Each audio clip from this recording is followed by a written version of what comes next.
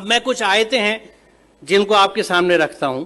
ये गैलेक्सी है हमारी, ये लेटरल व्यू है, ये टॉप व्यू है मिल्की वे गैलेक्सी, जिसका हिस्सा है हमारा सोलर सिस्टम। ये उसका स्केच है, एग्जैक्ट पिक्चर नहीं है। इस गैलेक्सी के अगर आप डायमेंशंस देखें तो एक बाजू से दूसरे बाजू 1,00,000 नूरी साल यानी 1,00,000 लाइट ईयर्स का डिफरेंस है, डिस्टेंस है इस हिस्से से उस बाजू तक। लाइट ईयर क्या है? रोशनी 1 सेकंड में तकरीबन 1,86,000 मील या 3,00,000 किलोमीटर चलती है 1 सेकंड में। इसको 60 से मल्टीप्लाई कीजिए, 1 मिनट में रोशनी कितना चली, फिर 60 से मल्टीप्लाई कीजिए 1 घंटे में कितना चली। यहां तक आते ज्यादातर आपके कैलकुलेटर्स कंप्यूटर्स फेल होने लगेंगे क्योंकि फिगर्स बहुत ऊंची चली गई।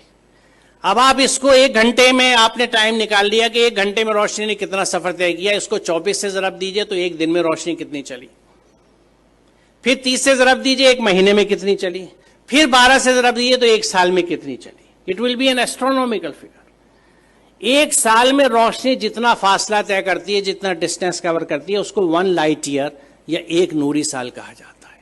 तो ये कितना फासला होगा आप अंदाजा लगाइए। और सिर्फ इस गैलेक्सी के इस कहकशां के, ये मिल्की वे जो दूधिया कहकशां है, इसके एक बाजू से दूसरे बाजू आने के लिए आपको 1,00,000 लाइट ईयर्स चाहिए। यानी रोशनी की रफ्तार से अगर आप चलें तो 1,00,000 साल में इस बाजू से उस बाजू तक पहुंचेंगे।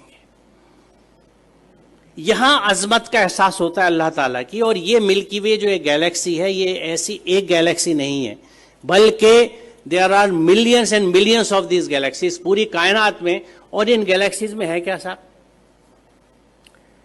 सितारे जिनकी डिफरेंट लाइफ साइकिल्स हैं, अगर आप स्टार्स की पढ़ें, या प्लैनेट्स जो उनके चारों तरफ घूम रहे हैं।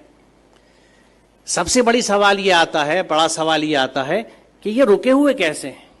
रात में जो आसमान हमें इतना अच्छा दिखता है, उसमें तारे नजर आ रहे हैं, चांद नजर आ रहा है, ये रुके हुए कैसे? What is holding them? वो क्या चीज है? वो कौन से कुव्वतें हैं? आज हम जानते हैं कि ये इलेक्ट्रोमैग्नेटिक फोर्सेस हैं जिनके बैलेंसिंग से इनको हमने रोक रखा है। It is just phenomenal. आप ये समझिए कि मैग्नेटिक फोर्स को कंट्रोल करने के लिए इस वक्त हमारे पास जो सबसे अच्छी एग्जाम्पल है, उदाहरण है, वो मैग्लेव ट्रेन का है कि मैग्नेटिक लेविटेशन से रेल की पटरी से 6 इंच ऊपर ट्रेन रन करती है, जिसको मैग्लेव ट्रेन कहते हैं। उस मैग्नेटिक लेविटेशन से एक ट्रेन को सिर्फ हमने 6 इंच ऊपर उठाया है।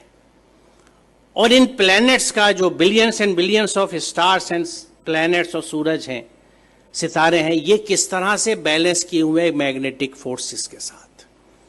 ये कितना जबरदस्त कैलकुलेशन है, कितना जबरदस्त हिसाब है। और इसको जब आप समझते हैं और सूरह रहमान की उस आयत को देखते हैं कि बस समा रफा व वज़ल मीज़ान, तो बात समझ में आती है कि उसने आसमान को बुलंद किया और एक तवाजुन कायम कर दिया।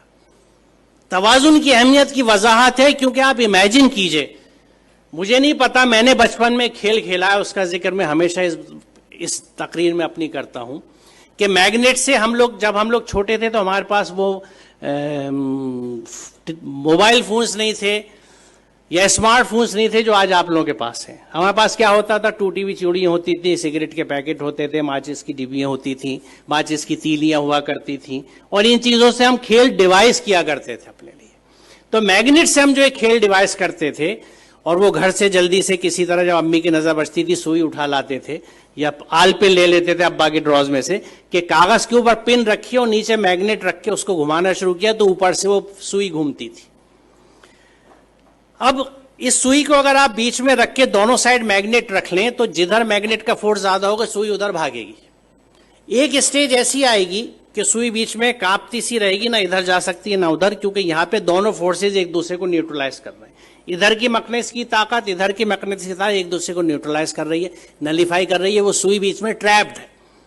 अब आप इसे इमेजिन कीजिए कि अगर आप ऐसे ही 2 मैग्नेट ऊपर नीचे रख लें और उस कागज को निकाल दें तो 4 मैग्नेट के बीच में हैंग कर जाएगी नीडल।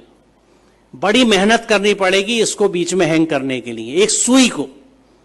अब इमेजिन कीजिए इस यूनिवर्स को जिसमें कितने millions and billions of planets इसी मैग्नेटिक फोर्सेस के इंटरप्ले की वजह से, एक बैलेंस की वजह से हैंग कर रहे हैं।